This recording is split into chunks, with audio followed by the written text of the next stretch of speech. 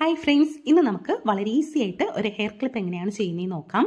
നമ്മൾ ഈ യോക്കിലത്തേക്ക് വേണ്ടിയിട്ട് വർക്ക്ഡ് മെറ്റീരിയലൊക്കെ വാങ്ങുമ്പോഴത്തേക്കും അതിൻ്റെ രണ്ട് സൈഡിലും സ്കാലപ്പ് ഡിസൈൻ വരും. കണ്ടോ, ഇതേപോലെ മിക്ക മെറ്റീരിയലും ഇതുപോലത്തെ ഡിസൈൻ വരാറുണ്ട്.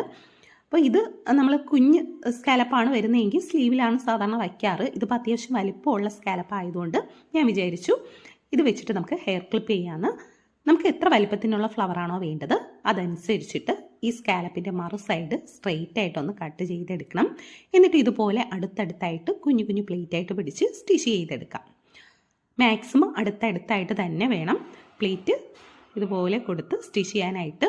അപ്പോൾ സ്റ്റിച്ച് ചെയ്തെടുത്ത ശേഷം ഇതിൻ്റെ നല്ല സൈഡിലോട്ട് ഇതിൻ്റെ ഒരു അരിക് ഇതുപോലെ ഒന്ന് ഫോൾഡ് ചെയ്ത് വെക്കണം. എന്നിട്ട് ബാക്കി വരുന്നത് ഇതുപോലെ ഒന്ന് റൗണ്ട് ചെയ്തെടുക്കണം. കണ്ടോ, ഇതേപോലെ ജസ്റ്റ് ഒന്ന് റൗണ്ട് ചെയ്ത് കൊടുത്താൽ മാത്രം മതി.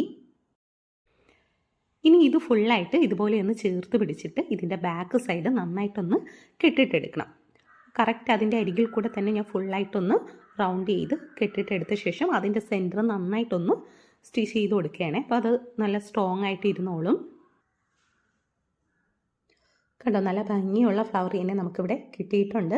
ഇനി നമ്മുടെ പേപ്പർ ക്യാൻവാസില്ലേ നമ്മൾ നെക്കിലൊക്കെ വെക്കുന്നത്, ആ പീസിനെ ഇതേപോലെ റൗണ്ട് ഷേപ്പിലൊന്ന് കട്ട് ചെയ്തെടുക്കണം.